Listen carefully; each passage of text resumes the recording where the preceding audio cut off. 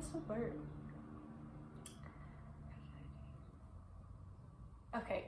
Hello everybody, welcome back. Thank you so much for being here today and joining me.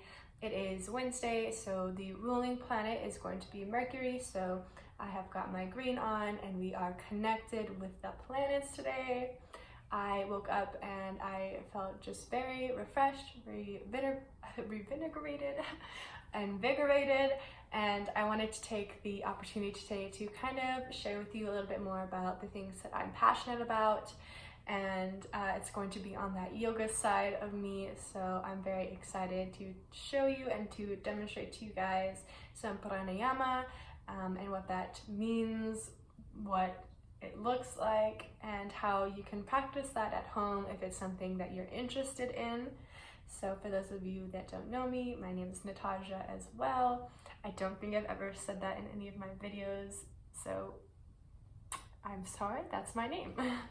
So without further ado, let's begin. So pranayama, what does that mean? So it is a Sanskrit word, and it's actually two Sanskrit words. So we have prana and we have yama.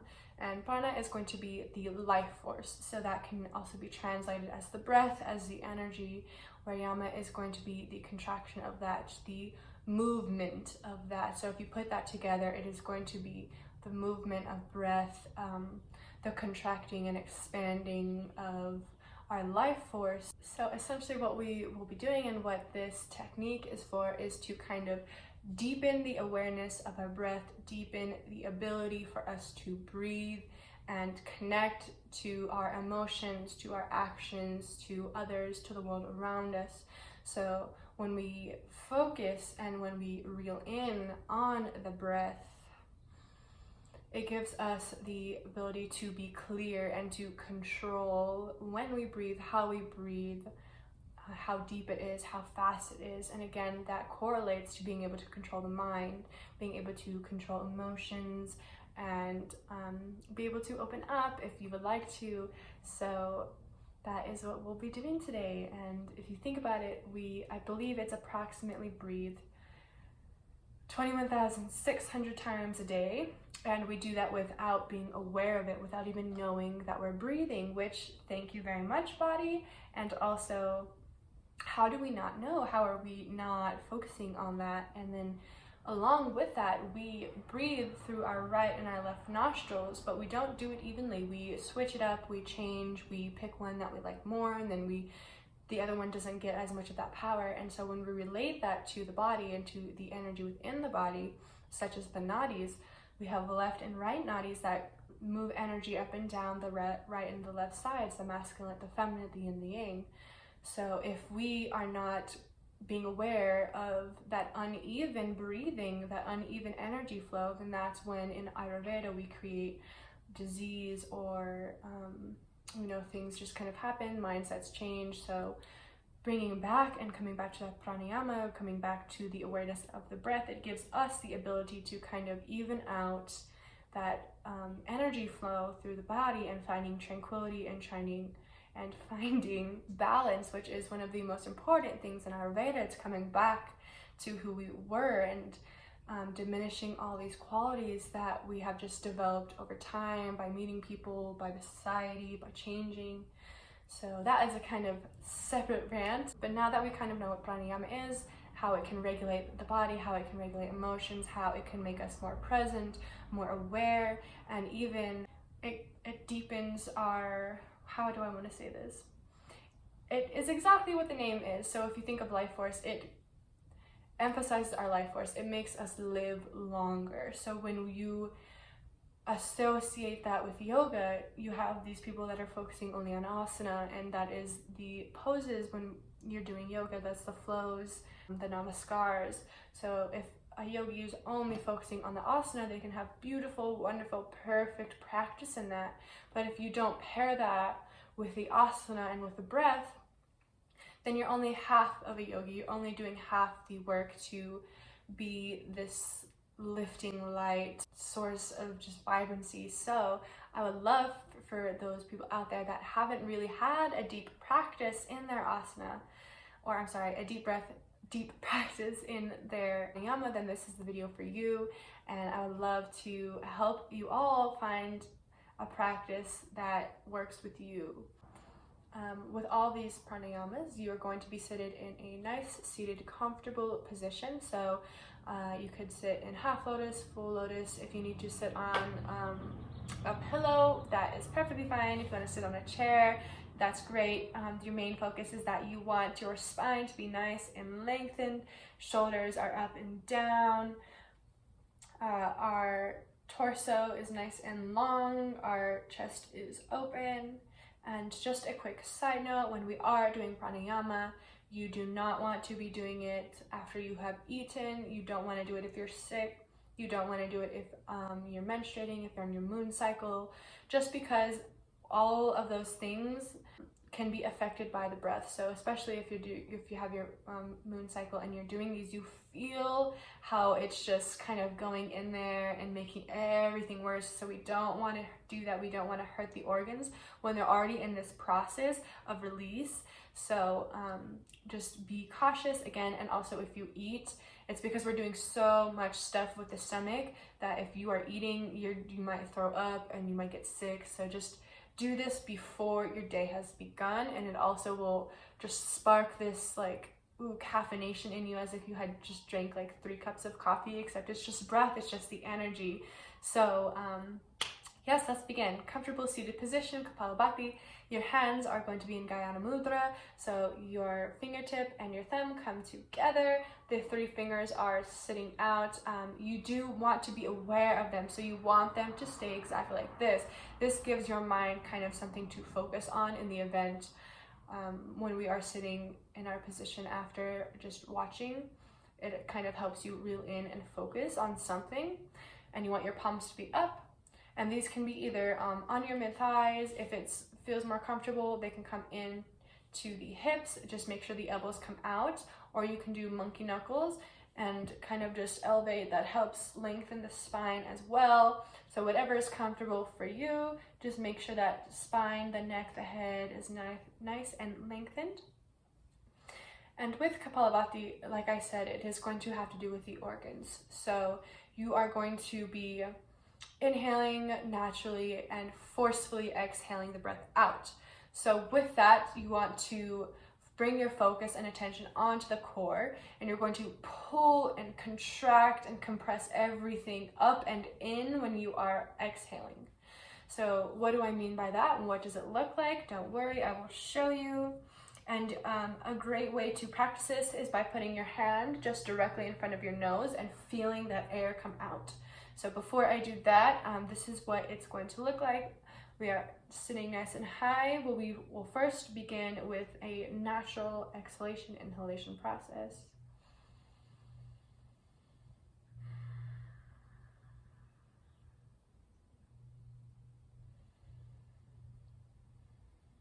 And then with our next exhale, we'll begin to push forcefully and compressing quickly.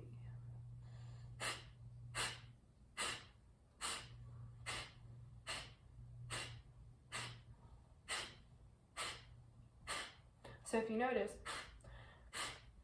with the stomach, I'm pushing in, and it's pumping and it's pulsing. And what that's going to do is the air naturally comes out. So when we're pushing that air up and in, it's going to come out with that forcefulness, with that energy that you would like. And then the inhale, if you notice, it just happened naturally. So the more that you focus on trying to breathe, the harder that it's going to be for you to do this. So don't think about inhaling, only think about how can I push the air out with as much force as I can. And again, you want to make sure that you're relaxed everywhere else. You don't want to have this tension in your face. So if you can do this and you can smile, then perfect. That is the best way to do this. So you naturally want to begin at 100 of these. And I know that seems like a lot, but my teacher had told us if you did this to the Star Wars song, so you know that beat, the do, do, do, do, do, do, do, do, do, do, then you'll be done with this quickly. And you want to increase that by about 20 breaths, and you want to stop when you get to 500. That's the max, that's where you want to be. So I do advise you to start off maybe with 50 if this is your first time doing this, especially because it's hard to get the rhythm, especially if I'm not there with you and I can't really like show you what you're doing wrong or like tell you how to help. So start small. Once you feel like you got that natural rhythm down, you can just with no problem, then yes, please do that 100. Next week, go up to 120, and then just keep and continue to do that. After every one cycle, you do want to sit and rest. Coming back to the natural breath. And begin to think about how your body feels after you have done the pranayama. So with this one, like I said, we're detoxifying the organs. We are letting the blood flow better. We are decreasing symptoms of depression and bringing awareness to the body. So if you feel lighter and softer, then you did it correctly. So after you have rested for 1 to 2 minutes, you will do a second set of the same pranayama. So you will do Kapalabhati again for another 100, and then once more have that resting period. The resting period is so very important and allows you to kind of hone in on what exactly you did. How does it affect you? Where did your thoughts go? How does your body feel? And if you aren't used to sitting in a seated position for very long, get used to it, because it's gonna take some time for pranayama, and that's the beauty of it. It is a devotion. It is something that you want to do for change.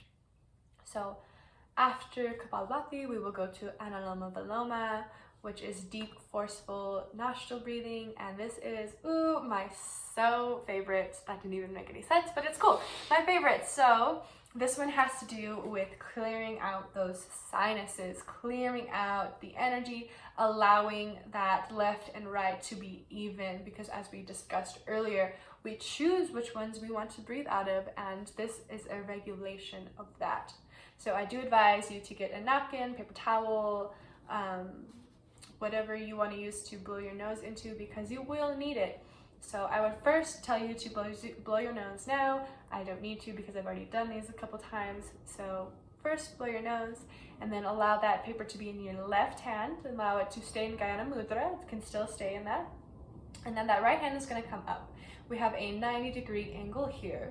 So what that does again is allowing that heat to release from the side body. Specifically also for Kapalabhati, Agnisara, which we'll do next, those are creating heat in the body.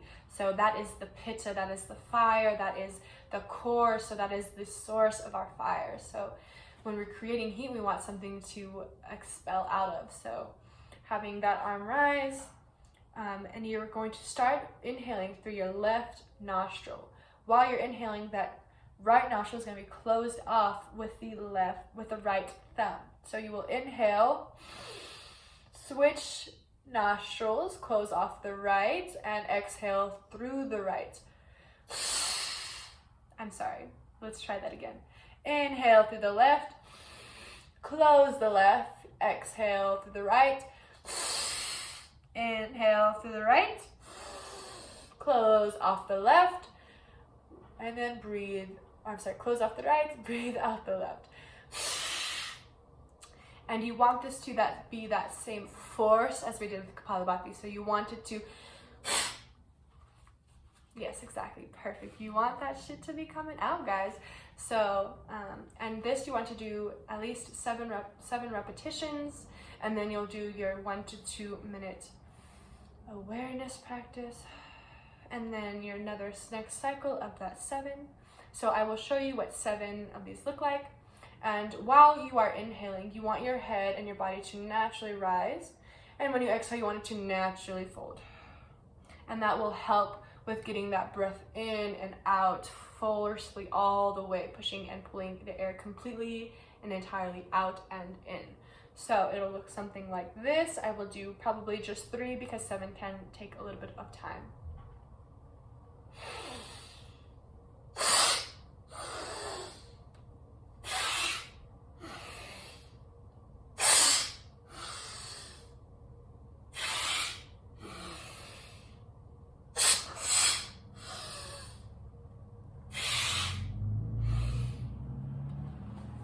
And important fact of Anuloma Viloma is you always want to start and end on the left.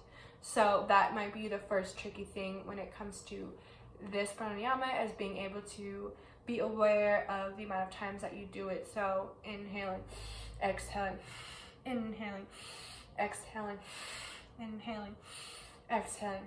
It becomes a rhythm for your body. So once you have figured that out, it's going to get a lot easier. And I do want to note that when you are exhaling, you don't want to push it too hard, because what that can do is add tension, and we don't want tension. So just enough to where you can kind of hear it.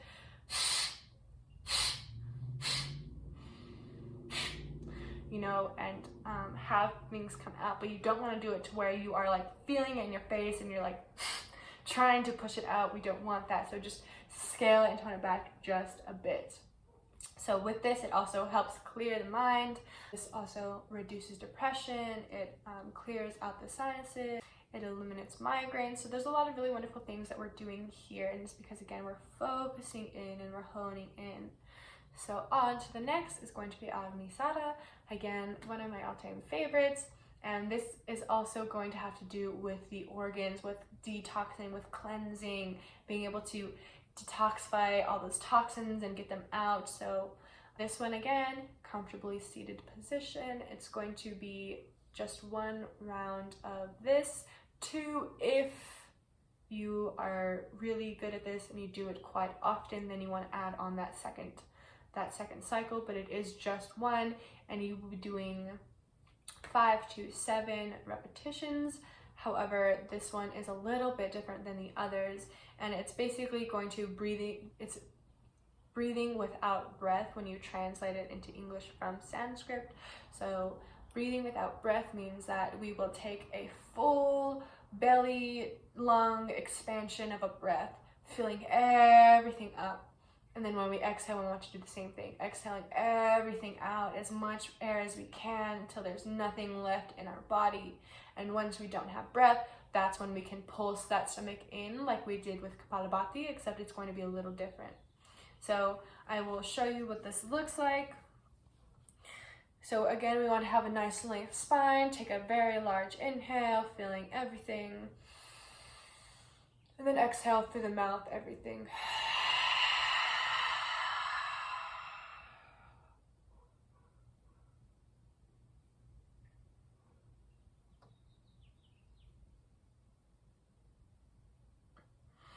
So what that is once you have all the air completely out, it allows that space in your stomach to contract, pull up. So you want to push all the air out so that way you can pull the belly in, pull the belly up, and find length. So if you had noticed, when I exhaled, my body naturally fell. And then as I began to pulse the stomach in, you want to find some length so that way it can completely come in and push into the lungs. So this also might be a little difficult if you've never done it before, because you are bringing awareness to a different part of your body, to different muscles, to different things that you have never really taken notice of. So be very cautious when you're doing this, and if it's your first time doing it, then please only do 3. And then after a week, add on another one. After a week, add on another one, just because this one is very, very powerful. And if you're not used to doing it, then I don't want you to do it wrong, and I don't want you to push yourself to do more. So be very, very cautious. Again, the main focus is to have that complete exhalation, no breath in the body. So one more time, I will show you what it looks like. Breathing all the way in, exhaling all the way out.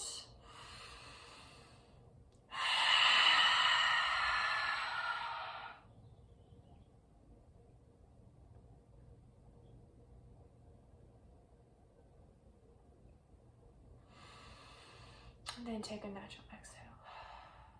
And then I'm coming back into a pause, a moment of reflection. How do you feel different? How does the mind feel? How does the body feel? Do you feel any, not vibration, but any pulsing in the body, as if a magnet was attracting you? That's what we're going for. That's what we want to feel. So that is Agnisara. We're going to do Brahmari next, bee's breath, and I think we're going to stop here because the video is getting a little bit long. Okay, so Brahmari, bee's breath, it's going to be basically you're cutting out all of your senses. So this is going to be an exercise that awakens the throat.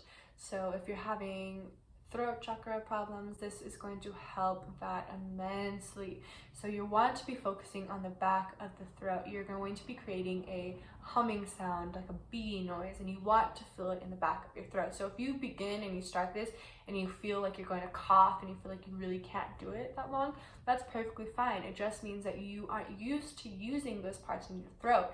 So this is a practice where you want to continue and you want to keep trying to do more. So this is going to be, like I said, you're cutting off all your senses. So you're going to take your thumbs, close your ears off.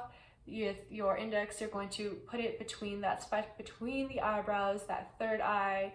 These ones are going to close off the eyes, and then the next two kind of just fall gracefully onto your face.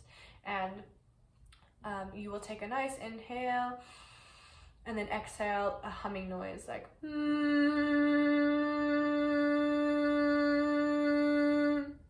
and that will be one, and you want to do at least 7 of these for your first cycle, and then again take that 1 to 2 minute break of a pause to check in, see how you feel, and then begin that second round. So I will show you what the first round would look like, just doing a couple. So our hands coming up. My spine is nice and long. And when you are beginning to hum, again, you want to allow your body to fold forward with that natural awareness. And then when you inhale, naturally coming back up. So we will begin.